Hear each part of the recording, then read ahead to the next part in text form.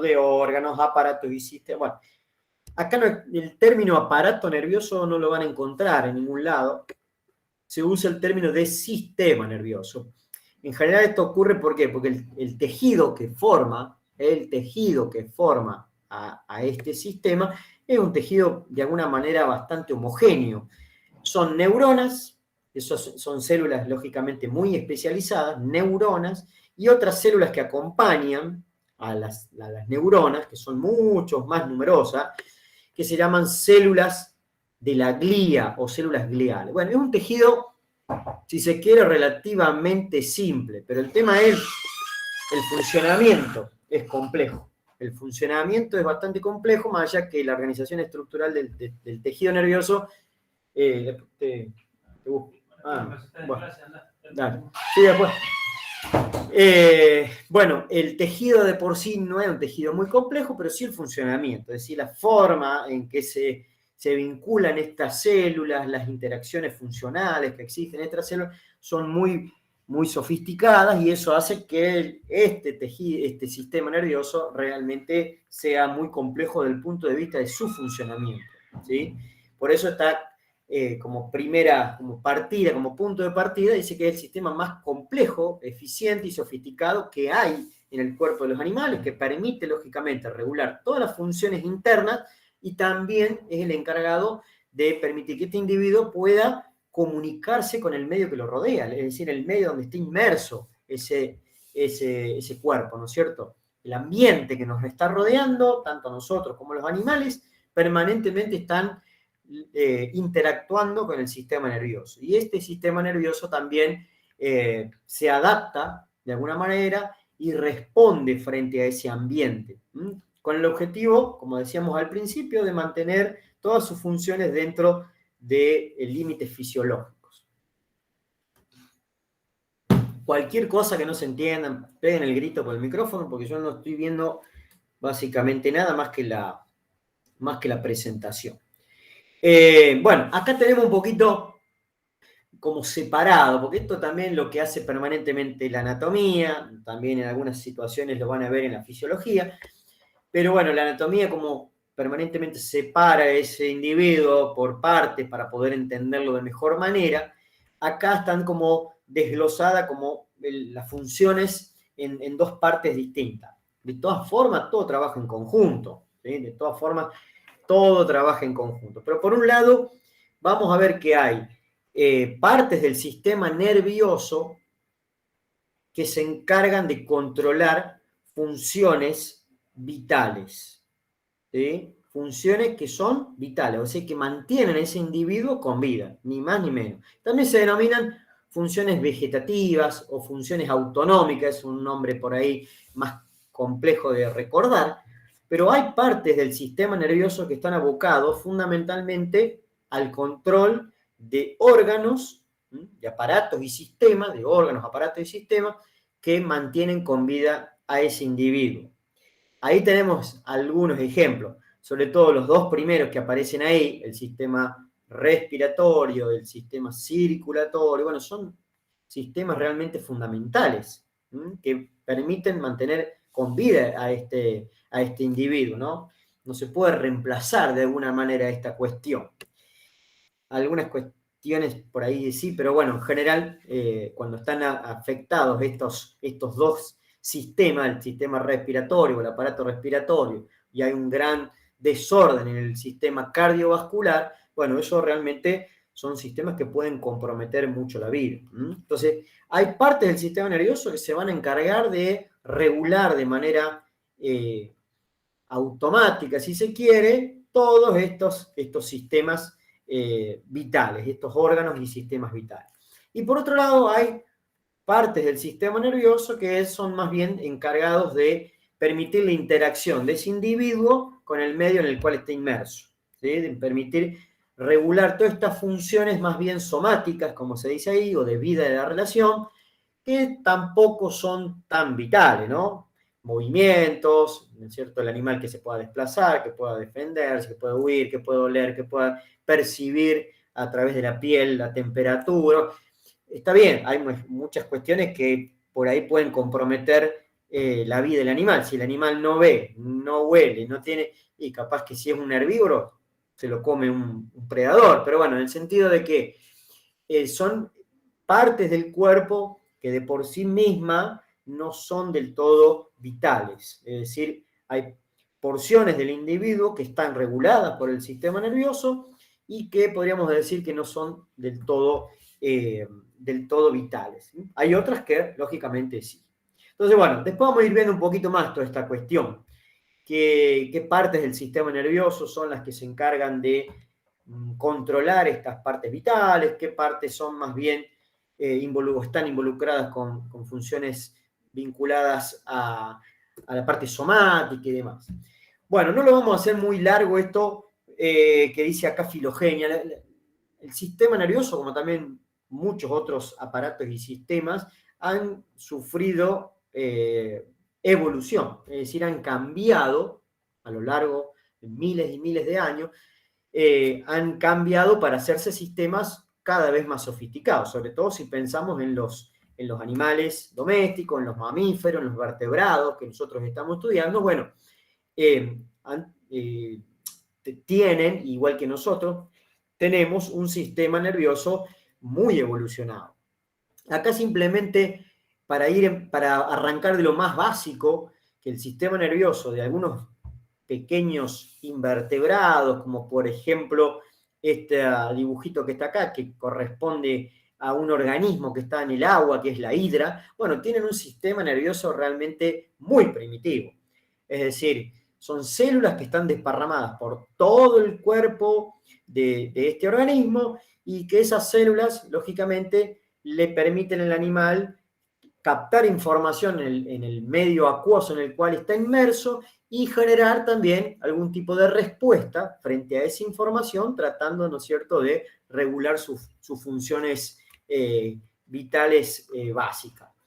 Es un sistema nervioso realmente una red de neuronas desparramados, ¿no es cierto?, en el cuerpo, pero es realmente muy primitivo, no puede hacer funciones muy sofisticadas, básicamente.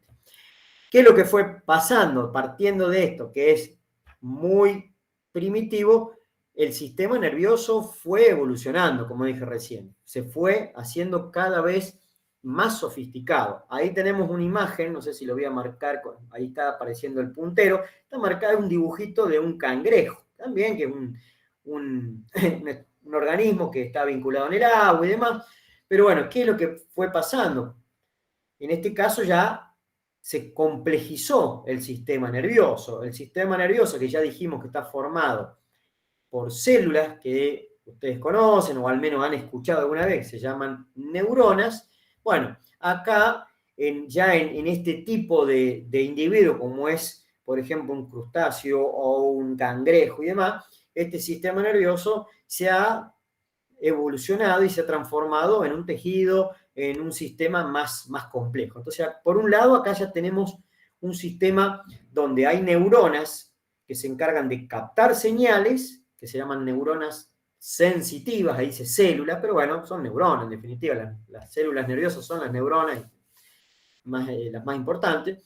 Entonces, hay, por un lado, células capaces de captar estímulos, tanto del cuerpo de ese cangrejo como también en el medio que lo está rodeando, y por otro lado hay otras células neuronales que se han especializado para llevar a cabo una función de tipo motora, una respuesta motora. Es decir, ya tenemos como dos poblaciones de células diferentes, comparado con lo que es una hidra que es muy primitiva. Acá las células son las mismas, que llevan a cabo funciones sensitivas, funciones motoras, captan señales y también devuelven una respuesta. Bueno, en este caso ya de los cangrejos, ya nos estamos yendo más hacia los vertebrados, no tiene vértebra, pero ya vamos a ver qué es lo que ocurre en un vertebrado, como pasa en todos los animales que nosotros estudiamos.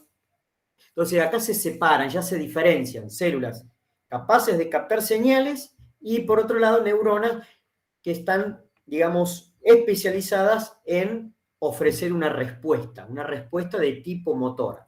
¿Y qué es lo que ocurre? También empiezan a aparecer comunicaciones entre estas células. Las señales que captan las células sensitivas permiten elaborar una respuesta acorde a esa señal y esa comunicación que existe entre las células sensitivas y las motoras se denomina sinapsis. ¿Sí? Es, lógicamente, un aspecto evolutivo muy importante que aparece en el sistema nervioso de estos individuos.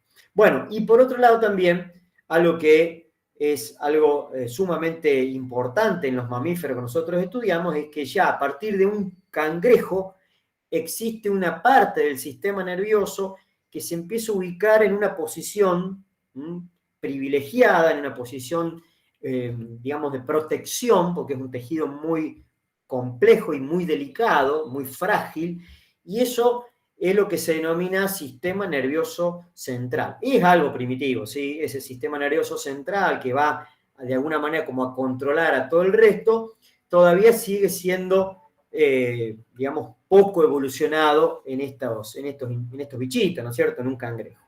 Pero bueno, eso ya empieza a dar, digamos, a indicar que hay evolución en el sistema nervioso. De algo bien básico y primitivo, ya empieza a organizarse de otra forma, ya empiezan a especializarse las células de acuerdo a sus funciones, ya empiezan a centralizarse determinados órganos, a ubicarse en determinadas posiciones para adquirir cierto privilegio desde el punto de vista de la protección, que es lo que ocurre básicamente en el sistema nervioso de los mamíferos que nosotros estudiamos, ya sea de una vaca, de una oveja, de una cabra, de un perro, de un caballo, de nosotros mismos, ¿sí? Bueno, y acá tenemos ya que lógicamente vamos manteniendo todo lo anterior se sigue manteniendo, pensemos en este cangrejo, pero ¿qué es lo que pasa básicamente en estos animales que acabamos, en estas especies que acabamos de mencionar? Bueno, estas células, estas poblaciones neuronales ya están especializadas, las sensitivas, las motoras, hay sinapsis, hay conexiones, hay neurotransmisores que permiten, lógicamente, el intercambio de información. Y acá algo sí que es evolutivamente muy característico es la centralización, que ya había empezado en los cangrejitos. Bueno, acá ya es muy evidente lo que ocurre, por ejemplo, hasta en un anfibio, en un pez, en un roedor. Esto es lo que ocurre básicamente en cualquiera de los mamíferos que mencionamos recién. Aparecen estructuras que son las de comando, estructuras de comando que van a regular el funcionamiento de todo el resto. Esos órganos se centralizan, se ubican en posición y en situaciones de privilegio, protegidas por estructuras óseas, como puede ser el cráneo, como es el cráneo básicamente, que aloja la parte fundamental del sistema nervioso, y la columna vertebral. Fíjense que acá ya en los peces que están viendo ahí tenemos un encéfalo, un cerebro, como quien dice, y una médula espinal. Fíjense que están ubicadas en situaciones de privilegio. Lo mismo pasa en un ratón o cualquiera de las otras especies que acabamos de mencionar. Entonces, esto se denomina centralización. Es decir, se ubican en posiciones de privilegio bien protegidas, porque realmente son los órganos de comando de todo el resto. Ahí vamos a tener el encéfalo y la médula espinal, que son los órganos que después vamos a volver a abordar, porque son los órganos que forman lo que se denomina sistema nervioso central. ¿Sí? Sistema nervioso central. Son los órganos que van a comandar a todo el resto del sistema nervioso. Por eso se llaman sistema nervioso central. Y están ubicados, como dice la palabra, una parte en la cabeza y otra parte en la columna vertebral de todos estos animales que vamos a ir estudiando. Y por otro lado, las prolongaciones, ahí tenemos una neurona. Este es un esquema muy básico de lo que sería la reina de las células del tejido nervioso, una neurona, que hay múltiples formas, múltiples aspectos que tienen las neuronas, pero esto es una neurona básica, una neurona clásica que aparece formando parte del tejido nervioso. Es una célula muy especializada, muy particular en muchos aspectos, pero acá estamos viendo el cuerpo celular, que el cuerpo celular sería como el citoplasma, ¿no es cierto?, donde adentro están los componentes de ese citoplasma, entre ellos vamos a tener un núcleo, un nucleolo, un montón de organelas, así similares como tiene una célula vegetal, no tiene pared celular esto, pero en definitiva es una célula que comparte muchas similitudes también con otras células que ustedes conocen. Entonces acá tenemos una neurona donde está el cuerpo celular, donde adentro va a estar contenido un núcleo y otras cosas más, con los organelas que acabo de decir, y por otro lado ven que hay toda una ramificación ahí, una ramificación que está en estrecho contacto con ese cuerpo celular. Esas ramificaciones, que suelen ser cortitas, se denominan dendritas. Y por otro lado, hay una ramificación larga que surge también desde el cuerpo celular, desde el citoplasma, que es el axón. Así se denominan estas prolongaciones. Son células muy particulares, es decir, son células que tienen proyecciones desde el citoplasma, tienen prolongaciones desde el cuerpo celular o el citoplasma. Esas prolongaciones se llaman dendritas y por otro lado, axón. Ese es el término. Nos vamos a quedar básicamente con esos conceptos. El citoplasma, que es el cuerpo celular, donde adentro están las organelas, y las prolongaciones neuronales, que son dendritas y axón. ¿Qué es lo que pasa? Y acá lo estamos viendo. Si nos enfocamos en el axón, hay como pequeños engrosamientos. Esos engrosamientos que se ven son envolturas que fabrican otras células que están en estrecho contacto o muy cercanas de alguna manera con las neuronas. Esas envolturas son muy importantes porque esas envolturas van a permitir que la información viaje, porque esto en definitiva lo que ocurre con estas neuronas es que reciben información y esa información la trasladan hacia otras células, ya sean otras neuronas, hacia los músculos, hacia las glándulas, es decir, reciben información y envían una señal a través del axón. ¿Qué es lo que pasa con eso? Y tiene que ver con la evolución que venimos hablando. Ese término mielinización de las fibras nerviosas, principalmente de lo que son los axones, la mielinización en definitiva, esas envolturas que estamos viendo, son envolturas de mielina, son vainas de mielina, de ahí viene la mielinización. ¿Para qué es importante eso y para qué tenerlo presente? Porque gracias a ese proceso de mielinización, que en los animales más primitivos no está, eso favorece la velocidad en la cual va la información por dentro del axón. Hace que la información viaje a velocidades realmente muy, muy rápidas. Es decir, en algunos casos, nosotros no vamos a abordar eso, pero en algunos casos la información viaja a 100 kilómetros 100 kilómetros por segundo, es decir, es inmediato prácticamente cómo viaja la información a lo largo de ese axón. Entonces, ese proceso de mielinización que estaba marcado en la diapositiva anterior es un proceso que evolutivamente es muy beneficioso para todos los mamíferos que nosotros estudiamos, incluyéndonos a nosotros. Por eso es que la respuesta del sistema nervioso es prácticamente inmediata. Frente a un estímulo, se desencadena prácticamente de forma inmediata una respuesta. Imagínense, ya lo vamos a abordar en un ratito, imagínense ustedes si tocan algo con sus dedos, su mano, tocan algo que está al rojo vivo. Bueno, ¿qué hace ahí? Bueno, hay una sensación que es captada por el sistema nervioso, inmediatamente ustedes están retirando la mano, lo que estén tocando ahí, los dedos, de ese elemento que está incandescente, que les está generando ese dolor. Y bueno, ¿y eso cómo ocurre? ¿Por qué ocurre tan rápido? ¿Cómo es que pasa tan rápido de que la información vaya de la punta del dedo hasta mi sistema nervioso central y vuelva esa información de tipo motora, una respuesta tan rápida para que la mano salga inmediatamente de esa fuente de dolor? Bueno, eso es gracias a la mielinización, que ocurre básicamente en casi todas las fibras nerviosas. Cuando uno dice fibras nerviosas está haciendo referencia principalmente a esta parte de la neurona, a los axones, estas prolongaciones neuronales, ¿sí? Ese proceso de mielinización realmente ha permitido que la respuesta y el funcionamiento del sistema nervioso sea de una forma prácticamente inmediata. Eso es muy beneficioso para el funcionamiento del cuerpo del individuo. Bueno, son cuestiones por ahí medias complejas desde el punto de vista porque ustedes no vieron ni siquiera un microscopio como es una neurona. A lo mejor esta es la primera vez que están observando más o menos cómo es la forma de una neurona, las prolongaciones que tiene una neurona y demás.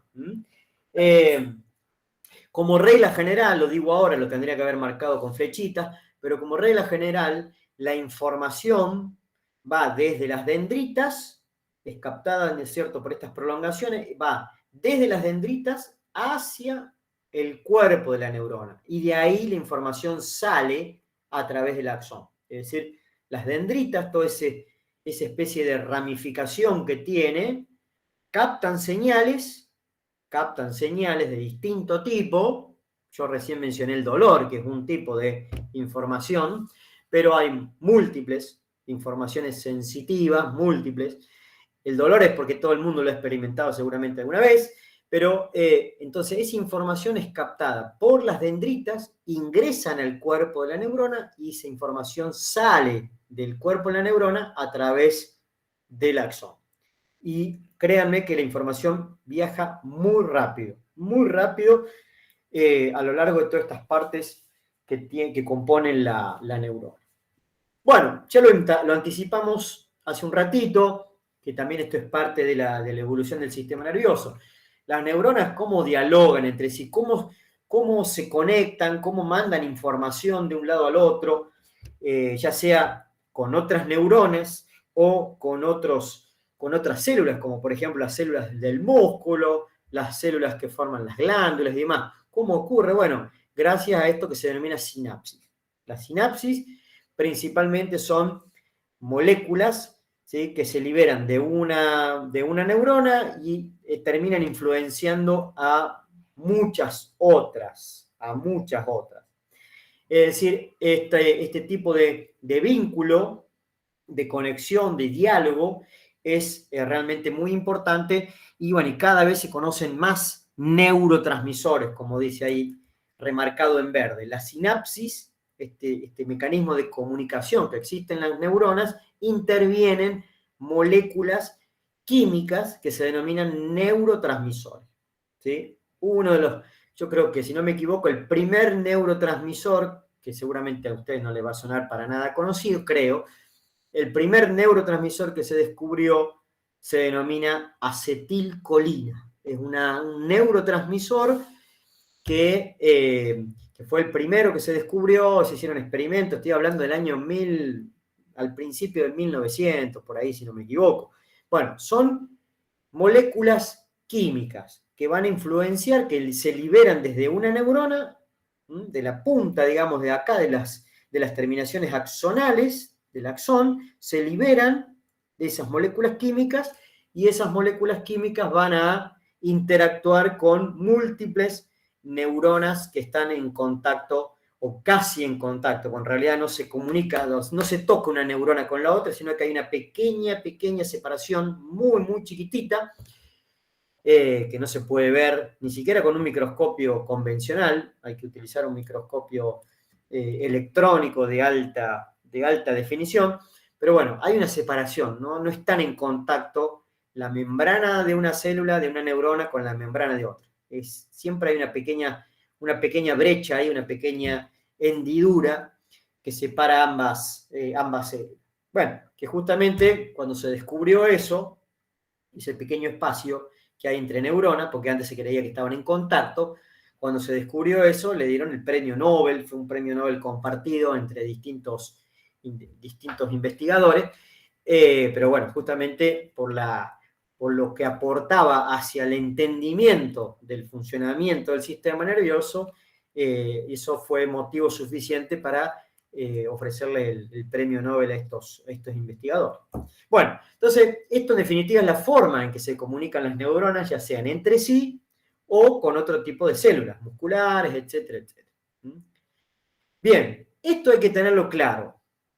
Desde el punto de vista anatómico, ¿por qué? Porque después van a estudiar, vamos a ir estudiando algunas cuestiones que hacen a estas divisiones que se realizan sobre el sistema nervioso. El sistema nervioso tenemos, como ya lo hemos mencionado hace un ratito, una parte centralizada que está ubicado en la cabeza y otra porción en la columna vertebral, protegidos, alojados en cavidades óseas. Una de esas partes se denomina encéfalo, que comúnmente le decimos el cerebro, pero bueno, el encéfalo también incorpora otras cosas, además del propio cerebro. Pero bueno, por lo menos tener claro que el cerebro es una parte del sistema nervioso central. Y por otro lado, la médula espinal. La médula espinal, que está, como está dibujadita ahí en el ratón, está en esa posición dentro de la columna vertebral. Ahí adentro está alojada la médula espinal. Y por otro lado, vamos a tener un sistema nervioso periférico, que no está aislado, sino que está interconectado con el sistema nervioso central. Esa parte interconectada se denomina sistema nervioso periférico.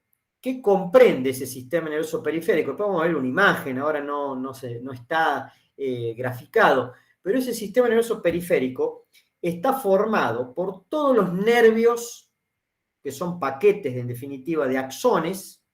Un nervio es un paquete de axones, son múltiples, miles y miles de estas cosas que yo marqué acá al principio. Ahí tenemos el axón. Bueno, esos axones están empaquetados de a miles y miles y miles, formando lo que se denominan nervios, que es un cordón. Cuando uno lo ve, un nervio es un cordoncito. ¿Pero qué es ese cordón? Es un paquete de axones, básicamente. Un paquete de axones. Bueno, esos nervios que surgen de la médula, que están conectados con la médula espinal, se llaman nervios espinales. O en algunos libros, sobre todo de anatomía humana y demás, suelen llamarlo nervios raquídeos. Bueno, son nervios que surgen de la médula espinal. Y por otro lado, tenemos nervios que surgen desde el encéfalo, que se llaman nervios craneanos. O en algunos libros también salen con el nombre de nervios encefálicos. Bueno, podemos usar cualquiera de las dos terminologías, pero eso en definitiva, esos nervios que están surgiendo desde el sistema nervioso central, se denomina sistema nervioso periférico. También aparecen otras estructuras que están fuera del sistema nervioso central, denominados ganglios. ¿Sí? Ganglios, que son acúmulos de neuronas, son acúmulos de los cuerpos neuronales. Volvamos a la misma imagen que tenemos acá. Los ganglios, ¿sí? Los ganglios son acúmulos de cuerpos neuronales que están fuera del sistema nervioso central, ¿sí? Esa es una división. Pero principalmente lo que más me interesa, más allá de los ganglios, eso, me interesa que se entienda el concepto de qué es el sistema nervioso central, encéfalo y médula, y el sistema nervioso periférico, sobre todo los nervios, ¿sí? Nervios que están surgiendo desde la médula y nervios que están surgiendo desde el encéfalo. Y ahí tenemos, en definitiva, el conjunto del sistema nervioso. Eso sería una división más bien anatómica. Después vamos a explicar ahí qué es lo que aparece, nervios autonómicos o autónomos. Bueno, ya vamos a hablar un poquito de esa cuestión que tiene que ver con estas porciones del sistema nervioso encargadas de controlar vísceras que son vitales. Y algunas no tanto, ¿no? Pero bueno. De ahí surge un poco este cuadrito que está abajo. Fíjense que hay un cuadrito que está como separado del resto. Dice sistema nervioso somático, sistema nervioso autónomo. Bueno, ¿por qué? Porque esta sería más como una división, más que todo fisiológica, aunque también se le pueden, digamos, incorporar conceptos del punto de vista anatómico, pero es una división más bien del punto de vista fisiológico. ¿Qué es lo que pasa? Como ya habíamos dicho al principio, hay partes del sistema nervioso, tanto central como periférico, que ahora ya sabemos qué es cada uno, hay partes del sistema nervioso del animal que se encargan de permitir que ese individuo pueda relacionarse con el medio en el cual está inmerso, para poder, ¿no es cierto?, ver el ambiente, ¿no es cierto?, saber la temperatura, la humedad, la luz, el tacto, la presión, etcétera, etcétera. Ese sistema que también le permite al individuo la locomoción, es decir, desplazarse, huir, defenderse, pelear, todas esas cuestiones que tienen que ver más bien con el sistema locomotor del animal, los movimientos, ese sistema se denomina sistema nervioso somático, ¿sí? Que lógicamente dentro de esta porción del sistema nervioso somático intervienen sistema nervioso central y periférico, es decir, están involucrados las dos partes que vimos al principio. Las dos partes son fundamentales para que haya, ¿no es cierto?, un correcto control de este sistema somático. Por otro lado, hay partes del sistema nervioso que controlan principalmente funciones viscerales, funciones que también se denominan autónomas o automáticas. De ahí viene un poco la palabra ese autónomo. ¿Qué quiere decir eso? Bueno, quiere decir que esta parte del sistema nervioso regula el funcionamiento de todas aquellas cosas que no puedan ser controladas de forma voluntaria. ¿Sí? ¿Qué es lo que uno puede controlar? Si uno se pone a pensar en su propio cuerpo, ¿qué es lo que uno puede controlar de forma voluntaria? Y básicamente los movimientos. No hay mayores cosas que se puedan controlar desde el punto de vista voluntario. Los movimientos de nuestro cuerpo, ¿sí? La intensidad, la amplitud, la frecuencia, cuánto se contrae un músculo, cuánto se relaja, cómo se mueve. Bueno, eso es lo único que se puede controlar. Bueno, también parte hay músculos en distintas partes del cuerpo que son de control voluntario, pero para que no sea muy complejo, lo único que se puede controlar es lo que está vinculado al aparato locomotor, principalmente, y algunas cosas vinculadas también si se quiere, al aparato digestivo, como es el movimiento de la lengua y demás. Pero digamos, el resto de las partes del cuerpo no se pueden controlar de forma voluntaria. Y al mamífero, básicamente, desde el ratón hasta llegar a una vaca, lo que sea, es exactamente lo mismo. Todo lo que es involuntario, principalmente todo lo que es involuntario, lo regula, lo controla el sistema nervioso autónomo. Piensen en ustedes mismos. ¿Ustedes pueden controlar el latido cardíaco? No se puede. ¿Pueden controlar qué sé yo, el tamaño de los bronquios? No se puede. ¿Pueden controlar el movimiento del intestino? No se puede. Bueno, todas estas cuestiones que involucran, ¿sí? Todas estas partes que involucran a vísceras, control visceral, son regulados por el sistema nervioso autónomo. Este sistema nervioso autónomo es uno de los que más van a estar viendo y recuperando esta información a lo largo de las distintas clases. Vamos a ver en muchas oportunidades, muchos temas, vamos a estar abordando este sistema autónomo. ¿Por qué? Y porque empezamos a ver después el sistema digestivo. Y bueno, salvo determinadas cositas, el que controla todo es el sistema autónomo. Pensemos cuando está pasando el alimento por las distintas partes del tubo digestivo, eso se regula solo, no podemos influenciarlo, y el animal tampoco lo puede hacer. Entonces, cuando hablemos del aparato digestivo, gran parte tiene que ver con el sistema autónomo. Cuando hablemos del sistema cardiovascular, tiene que ver con el sistema autónomo. Cuando hablemos del reproductor, del sistema autónomo. O sea que la mayoría de estos aparatos y sistemas son regulados por este sistema autónomo. Sistema que se maneja, como dice la palabra, de manera involuntaria y automática. ¿Cómo está diseñado este sistema? Tiene como dos grandes componentes que acá están escritos. Por un lado, el simpático, así se llama, sistema nervioso simpático, y por otro lado, el sistema nervioso parasimpático. En los distintos temas que vamos a ir abordando en las clases, vamos a ir hablando de estos dos sistemas simultáneamente que trabajan en conjunto. Los dos trabajan en conjunto, simpático y parasimpático, y tienen funciones de alguna manera como opuestas. Lo que hace uno, el otro hace lo contrario. La intención de esto es regular regular las funciones para que, lógicamente, se mantenga dentro del límite fisiológico. Un ejemplo para que más o menos ya empecemos a comprender de qué se trata.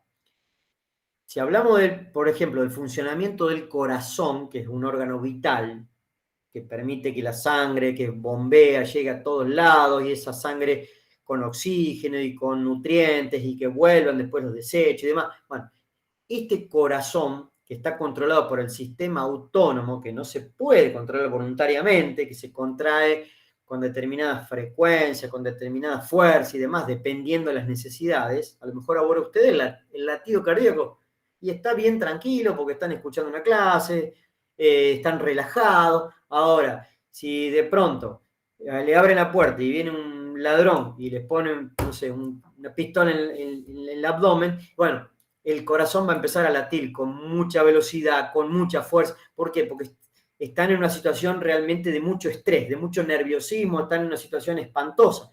Bueno, y eso lo regula autónomamente o de manera automática el sistema nervioso. Ustedes no lo pueden controlar.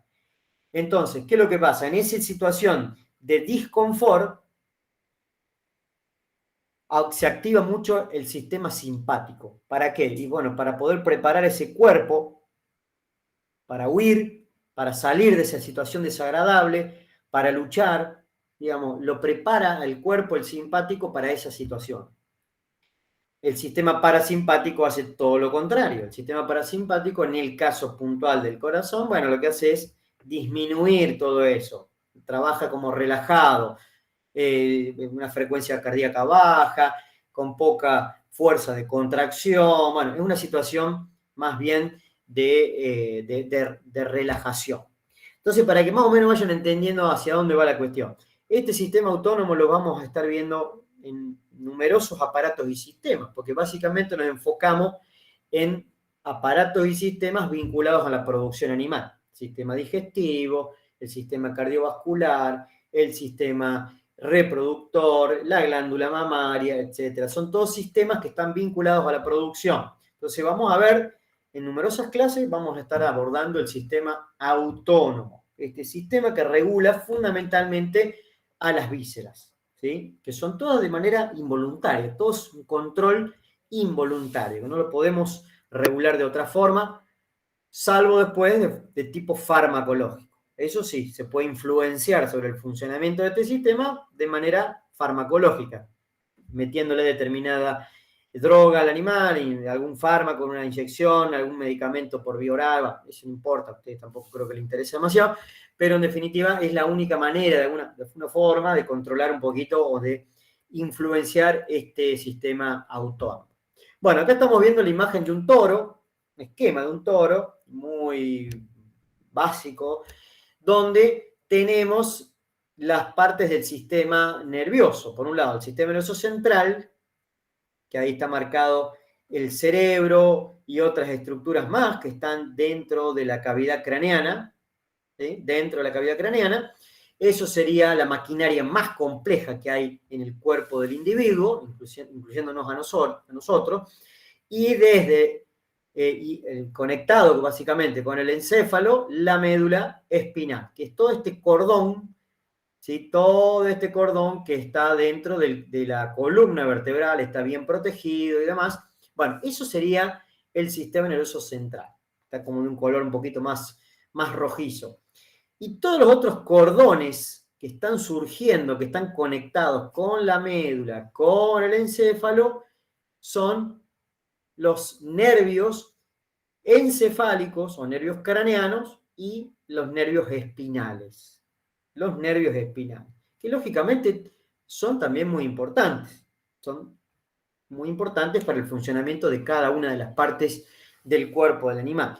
Pero lo más complejo generalmente es cuando ocurre algún tipo de problema en el sistema nervioso central. Ahí es donde se complica la cuestión. Cuando hay alguna patología, alguna lesión en el sistema nervioso central, generalmente compromete funciones que pueden inclusive llevar a la muerte del individuo, ¿sí? Porque es la maquinaria que se encarga de regular, de coordinar todo el resto, ¿no? Ahora, si se no sé, si se lesionó algún nervio espinal o algún nervio craneano, salvo raras excepciones, ¿no es cierto? Que hay algunos nervios craneanos que son muy importantes y ya lo vamos a estar viendo, pero en general no trae demasiadas consecuencias, si se quiere. Pero bueno, esto es un poco el mapa general del esquema de cómo está organizado, así muy simple, el sistema nervioso. El sistema nervioso central, donde tenemos el encéfalo y la médula espinal, y el sistema nervioso periférico, que acá está principalmente marcado nervios. ¿Sí? Hay que también recordar que existen ganglios, que son acúmulos de neuronas, pero bueno, sobre todo me interesa que tengan más claro esta cuestión de los nervios. ¿Qué son los nervios? Son prolongaciones. Prolongaciones de las neuronas que están empaquetadas, son fundamentalmente axones que están empaquetados y que permiten que la información viaje a través de ellos. La información viaje de los nervios hasta el sistema nervioso central y que del sistema nervioso central vuelva la información por esos nervios hacia alguna parte del cuerpo. Bien, ¿cómo vamos hasta ahí? ¿Dudas, preguntas? ¿Queda alguien? ¿Están todos medio dormidos? No sé, no veo nada yo de acá. Si hay alguno conectado.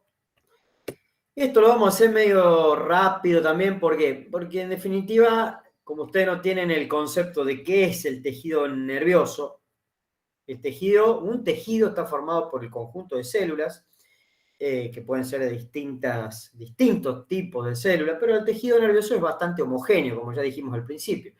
Es un tejido que está formado por células nerviosas, que son neuronas, y además por otras células que acompañan y que también son fundamentales y que cada vez se descubren más funciones, y por eso es que se están investigando muchísimo, que se llaman células de la glía o células gliales, como está mencionado acá al comienzo del texto. Esas células gliales, que son de distinta categoría y que tienen funciones nutritivas en las neuronas, funciones de protección, también de darle cierto armazón al tejido nervioso, como si fuese un andamiaje, como los andamios que se ponen en las construcciones para que se mantenga la estructura. Bueno, esas células gliales cada vez se conocen más funciones que llevan a cabo y no es que solamente todas las funciones tienen que ver con las neuronas, sino que también gran parte del funcionamiento del sistema nervioso recae sobre estas células que se denominan células de la glía o células gliales. No vamos a meternos en cuáles son, qué hace cada una ni demás, porque eso ya queda más para un histólogo, para alguien que se dedica a estudiar el tejido bajo un microscopio, o a un biólogo, a un veterinario. Lo importante de esto es que ustedes tienen que tener claro que el tejido nervioso se organiza básicamente de dos formas, formando lógicamente las distintas partes del sistema nervioso, digamos.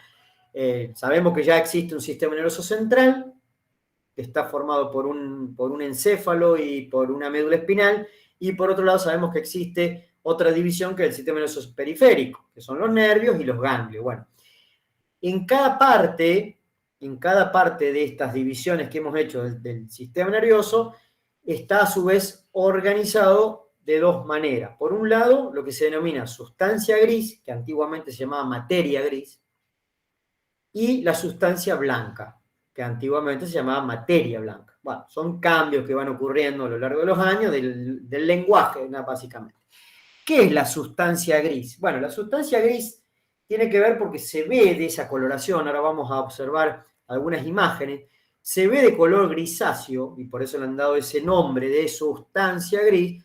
¿Por qué? Porque justamente lo que se ve grisáceo es porque hay acúmulos de neuronas, de cuerpos neuronales, y también en esos lugares hay prolongaciones de las neuronas sin mielina, prolongaciones que no están recubiertas por esa envoltura que dijimos que fue muy importante desde el punto de vista evolutivo, la mielina, ¿no?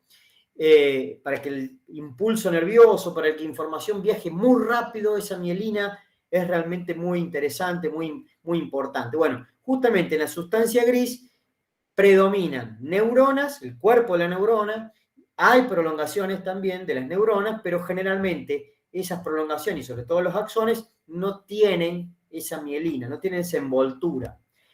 Y como en todas las partes del tejido nervioso, existen estas células gliales. Las células de la glía o células gliales son mucho más numerosas que las neuronas. ¿Sí? Eh, para que se den una idea, ya ni me acuerdo muy bien el número, pero en el cerebro, solamente en el cerebro humano, hay algo así de 100 billones, si no me equivoco, 100 billones de neuronas. Billones de neuronas. Y hay 500 veces más de células gliales. Imagínense la cantidad de células gliales que existen solamente en el cerebro, porque después tenemos que contar todas las que hay en la médula espinal y también en células nerviosas que están distribuidas en todo el cuerpo del individuo. En un lugar donde hay muchísimas neuronas, células neuronales, inclusive mucho más que en la médula espinal, es en el intestino. Aunque ustedes no lo crean, el intestino, en la pared del intestino, hay muchísimas más células neuronales que en la médula espinal, ¿sí? Que es un tejido nervioso, básicamente la médula. Pero bueno, fíjense que es extremadamente complejo toda la organización que tiene el sistema nervioso. Bueno, entonces sustancia gris es porque hay cuerpos neuronales, por eso se ve de ese color, y hay también prolongaciones que no están recubiertas por mielina y además, como en todos lados del tejido nervioso, las células de la glía. La sustancia blanca, se ve de ese color blanquecino o medio amarillento, es porque hay prolongación, no hay cuerpos neuronales acá, no hay citoplasma, sino que son prolongaciones solamente recubiertas por esas vainas de mielina, esas envolturas, y además células gliales. Esas células gliales siempre están mezcladas ahí, metidas entre todos lados. Si ustedes se fijan también en el sistema nervioso periférico, que dijimos que estaba formado por nervios, son paquetes de prolongaciones neuronales, principalmente axones, envueltos, ¿no es cierto?, por estas vainas que forman las células de la glía. Acá tenemos una imagen y puse de nuevo el esquemita de una neurona para poder recordarlo. Fíjense que acá tenemos una imagen también borrosa, pero se nota de alguna manera como en este caso tenemos el encéfalo y se ve una parte más oscura y una parte más clara. Bueno, la sustancia gris está marcada arriba, que está distribuida por distintos lugares. Acá en este elemento anatómico que parece como un arbolito, que es una parte del sistema nervioso, se llama cerebelo, ya vamos a ver alguna función básica. Bueno, esto, ahí se ven claramente las dos partes, sustancia gris, sustancia blanca.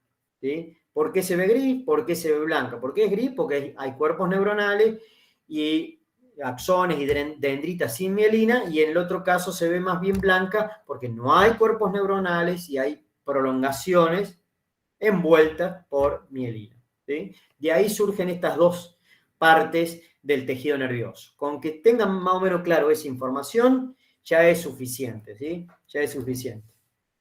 Bien, acá tenemos la médula espinal para que más o menos tengan noción de la ubicación.